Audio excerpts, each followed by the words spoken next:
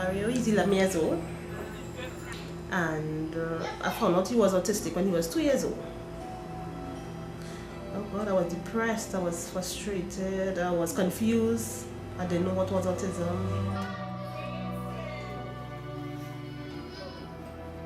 The actual central part of autism, true autism, is that you don't relate to other people properly. And that makes all of us feel strange, right? It's actually quite difficult to deal with somebody who is treating you as though you're no different from a chair or a table or another piece of wood. What I will do with Dario, I thought I didn't have no school or anything to put him in, and the life center was there, and they just ease a load of stress.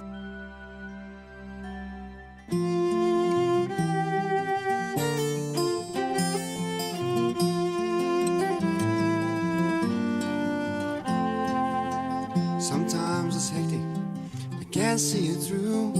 These kids of mine don't grow up fine. It's my job to see they do. This job is hectic, and this job's full time, and I give my all, get nothing back. What's the point in trying? It's time.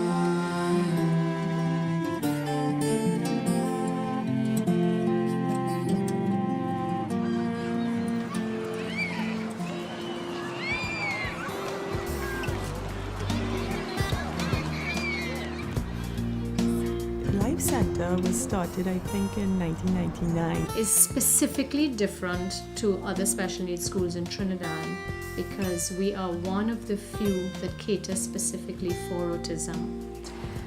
We don't only have children with autism coming to Life Center, but the program is designed for autism, and it just happens that because it is so visually structured, because we have such a high teacher-child ratio, it benefits any disability or any learning disorder. Rebecca, my daughter, she actually has something called Rett syndrome, which is similar to autism, but it has more complications physically. And my son Gareth, he has autism, he's non-verbal, and he can do most things for himself, but still constant supervision.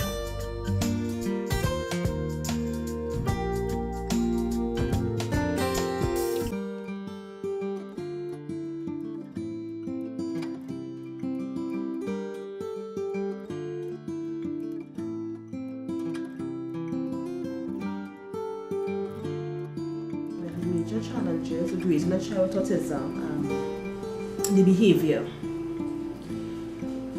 Dario have a kind of wild behavior. He's very rough. He always confused. He don't know, his feelings, and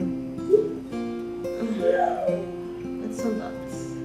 One of the greatest deficits in autism is the social interaction part. So you need to bridge that gap as much as you can and desensitize children and get children accustomed to being in someone else's space or someone being in their space and developing that relationship. So that's one of the key areas that we are always attending to, is communication skills and social interaction skills. He started to communicate with me more. He wasn't communicating, he was by himself, always out in the yard playing by himself, and he communicated with me more, understanding him more.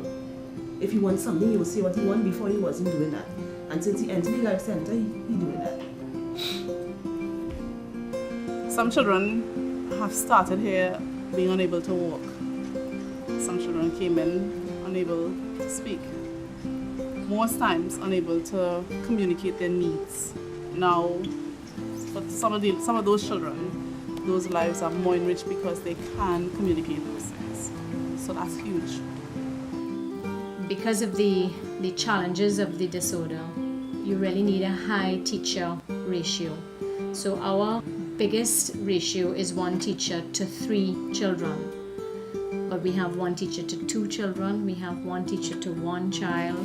There are some cases during a day when you may have two teachers attending to 1 child, depending on their need at the time. So our cost of running the program is very high because of that. Equipment that they need, like occupational equipment, the gym, it's expensive. It's not just like paper and pencils. You need actual physical things for them to be able to use, and swings and musical instruments. I do think that there are some very good people doing their best to work with kids. I think that government needs to step up to the plate more and provide resources to work with kids. The challenge is for the school to constantly have a secure financial base to be able to continue. We have never run ourselves into debt and then had to find a way to pay it back.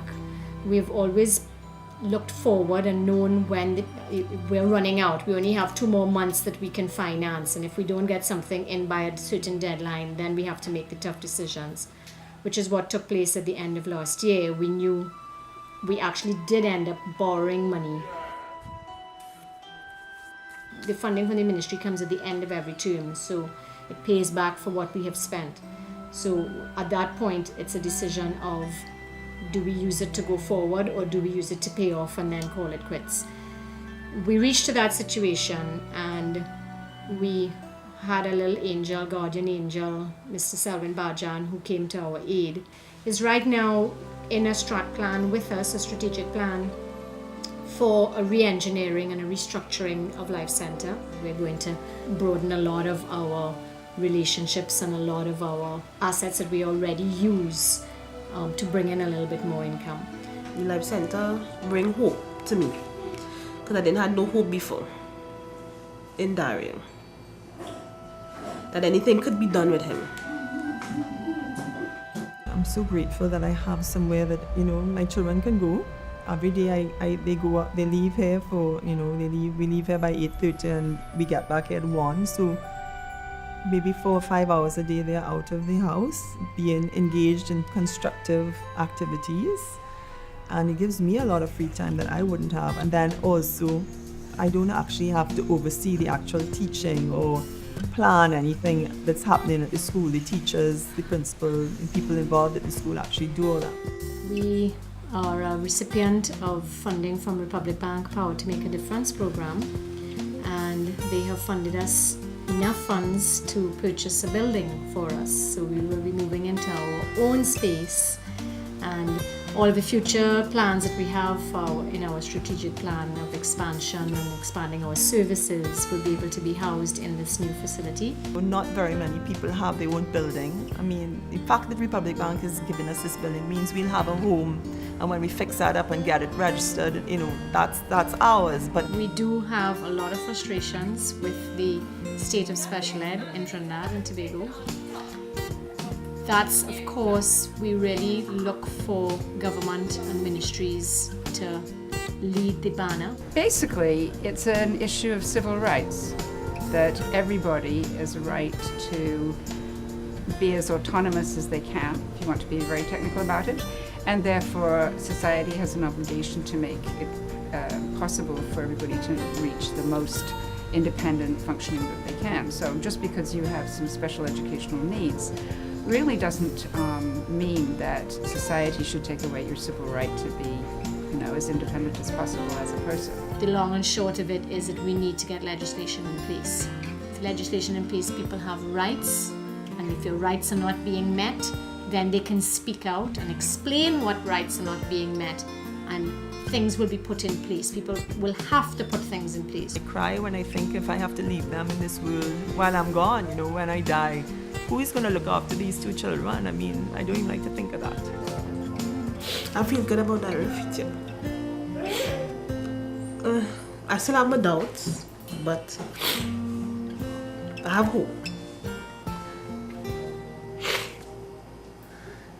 Yeah, I feel good about this future. I have hope that you'll be okay.